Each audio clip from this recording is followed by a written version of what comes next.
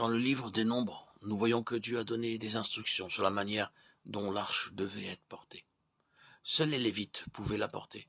Et nous devons nous rappeler que les Lévites représentent les premiers-nés de toutes les tribus d'Israël.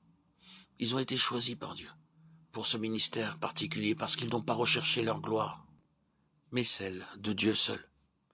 Ils se sont mis du côté de Dieu en jugeant la chair même au prix de la mort de leurs plus proches parents. Il n'y a que ceux qui veulent répudier tout ce qui procède de la chair qui peuvent porter l'arche du témoignage. Dieu les considère comme les premiers-nés, les vainqueurs. Les Lévites représentaient les premiers-nés de tout Israël. La dernière mention de l'arche dans les Nombres se trouve dans le chapitre 14, lorsque les Israélites ont atteint Kadesh Barnéa. Là, ils se sont rebellés contre le Seigneur et ont refusé d'entrer dans le pays de la promesse. Lorsque Dieu a prononcé sa sentence à cause de leur incrédulité, ils se sont rebellés contre son jugement et ils ont insisté pour entrer dans le pays. Mais l'arche de l'Alliance et Moïse ne sortirent point du milieu du camp. Le peuple a ignoré Moïse et l'arche, et il a été complètement mis en déroute par ses ennemis. Avant cela, l'arche allait devant le peuple d'Israël dans toutes ses pérégrinations, mais à partir de cet épisode, l'arche s'est tenue à l'écart et on n'entend plus parler pendant 38 années. Israël n'avait plus de témoignage. Dans le Deutéronome 31-26, l'arche est mentionnée au terme du long voyage dans le désert.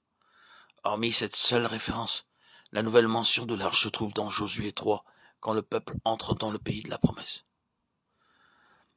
Dieu avait donné des indications très précises sur la manière dont l'arche devait être transportée. Tout devait être fait conformément à ce que le Seigneur avait ordonné. Le témoignage du Seigneur obéit à des règles édictées par Dieu et conformes à son dessein. Dans les Nombres, nous avons les instructions de Dieu concernant l'arche. Et dans Josué, nous voyons la mise en pratique. Nous voyons l'arche en relation avec le peuple de Dieu, mais aussi en relation avec l'ennemi. Comment elle devait être portée pour introduire le peuple dans le pays et comment elle devait l'être pour remporter la victoire sur les ennemis. Nous devons nous souvenir que l'arche est à la fois l'arche de l'alliance et l'arche du témoignage. C'est Christ vu sous deux aspects, comme l'alliance de Dieu et aussi comme le témoignage de son peuple. Quand il est vu en relation avec Dieu, c'est l'arche de l'alliance, mais en relation avec son peuple ou en relation avec l'ennemi, alors c'est l'arche du témoignage. Au terme de leur pérégrination dans le désert, la terre promise se profilait devant le peuple, si proche qu'ils pouvaient la contempler de leurs yeux. Cependant, ils ne pouvaient pas y entrer, car le Jourdain en crue en barrait l'accès, et le Jourdain typifie la mort. Ils avaient besoin d'une base solide pour pouvoir le traverser, y accéder. La base sur laquelle ils pouvaient entrer dans le pays avait été fournie par Dieu, l'arche de l'Alliance. C'est seulement à cause de la puissance de l'Alliance de Dieu que nous pouvons franchir le Jourdain. Beaucoup de chrétiens ne font pas clairement la distinction entre les promesses de Dieu, les œuvres de Dieu et l'Alliance de Dieu.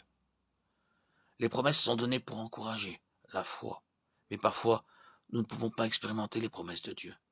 Il arrive que nous ne puissions pas même nous raccrocher aux exaucements divins. Mais alors, quand cela arrive, nous avons toujours son alliance, et l'alliance signifie bien plus que les promesses, et plus que des faits. L'alliance est une chose que Dieu lui-même s'est engagé à observer. L'alliance est un point d'ancrage donné par Dieu, où la foi peut s'accrocher. Nous n'avons rien demandé à Dieu, pour ainsi dire, mais il lui a plu de se lier lui-même par une alliance. Et dans un certain sens, il n'est plus libre. Une alliance, c'est quelque chose qui est signé entre deux parties. L'alliance divine est typifiée par l'arche.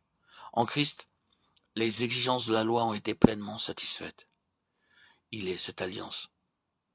Ainsi donc, la foi possède une ancre, une chose où nous pouvons nous accrocher.